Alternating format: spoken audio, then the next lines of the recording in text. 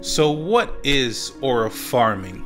Well, if you try to look up the definition, it might give you something that sounds a little bit more complicated than it needs to be. But here's the shortened, most simple version of aura farming. It basically just means trying to be too cool. Or another way that you can look at it is just seizing an opportunity or moment to make yourself look as cool as possible. Sometimes, and in a lot of cases, unnecessarily try to make yourself seem as cool as possible. And if I had to say when exactly this term really started coming around, in terms of anime that is, because you can kind of look into it in terms of, in general, when people started using aura farming outside of anime. But when it comes to anime, there's one in particular where I feel like that term has really risen and has been used a lot, and that is Solo Leveling. More specifically, the main character of Solo Leveling, Sung Jin-woo, because he is without a doubt the biggest aura farmer in anime right now. I mean, there's so many scenes, so many examples. But the thing that he does that really sets people off, and they call him an aura farmer, is when he basically kind of lets people get hurt, lets things linger on for a bit too long before he pops out and then, you know, shows his strength. Like, he just kind of sits back a little bit, sits in the back, lets people fight, lets them get beat up. And there's been a lot of skits that have been done on this too, to where in the skits themselves, they're like, wait a second, you really had to wait until we got beat up by this powerful character before you saved us. And there are actually some very good examples in Solo Leveling where this does happen. The most recent one I can think of is the Ant arc, where Jin-woo initially didn't show up. He just kind of waited and waited and waited, and I believe people even died, or a lot of things happened before he even showed up. And then when he showed up, he was obviously overlooking the city with the camera panning over him. It's literally it's the epitome of aura farming, trying to make yourself look as cool as possible. And you're thinking, does he really have to do this? Couldn't he gotten there a little bit earlier? I know there was a reason as to why, because his mother just woke up and he just wanted to be with her. He didn't really want to just go right into it, and he thought that the hunters would be strong enough.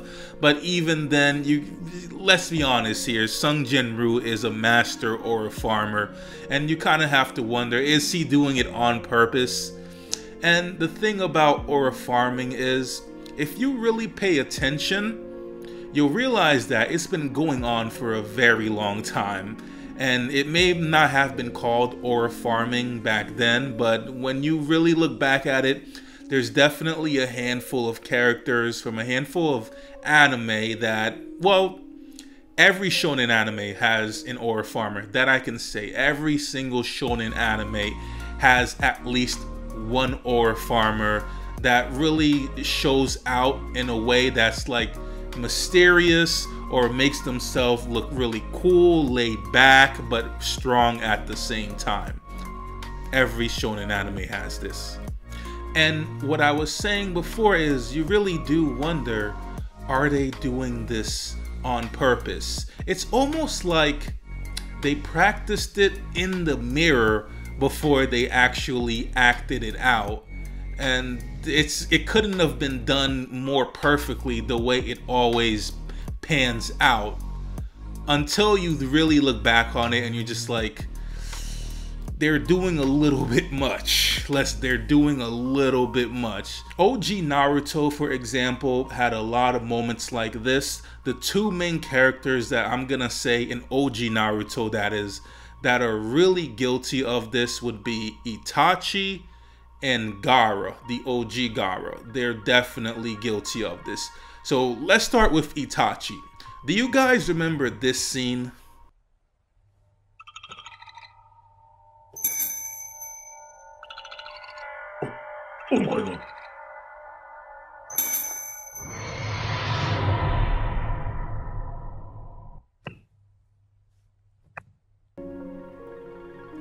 So why? Just why? Why did he have to open his jacket or robe, whatever it's called, a cloak? Why did he have to open it like that? Like, you do realize there is a normal way to open the cloak. Like, it's buttoned. You can just probably just open it normally, but it's Itachi, so he's aura farming. He's gonna make himself do stuff that's not done the normal way.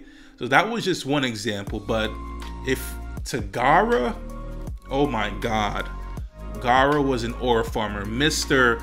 didn't even have to move an inch, didn't even look at you.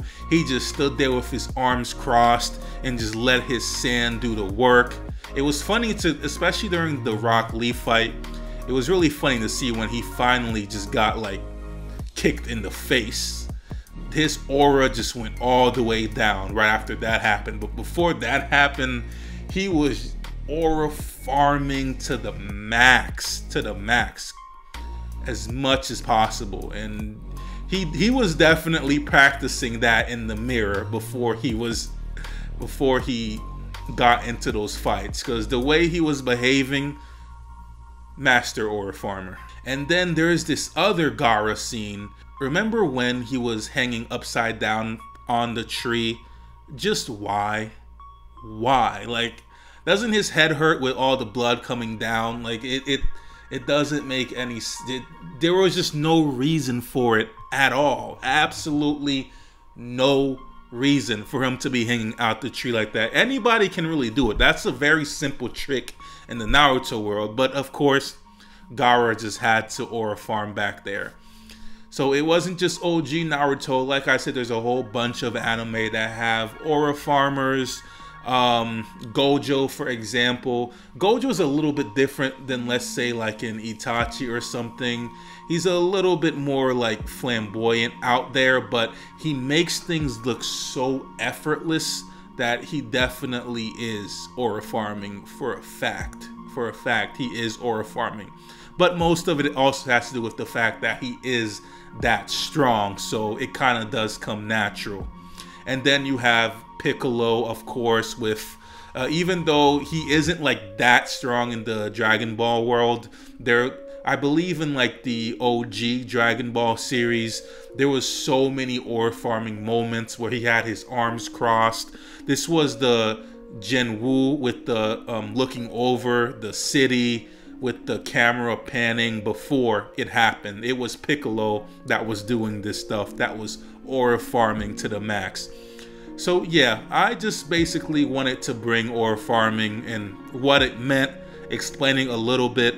It's really nothing new. The term has been coming up recently, but let's be honest, this has been happening in anime specifically for a long time, and it's for a fact gonna continue happening for a long time.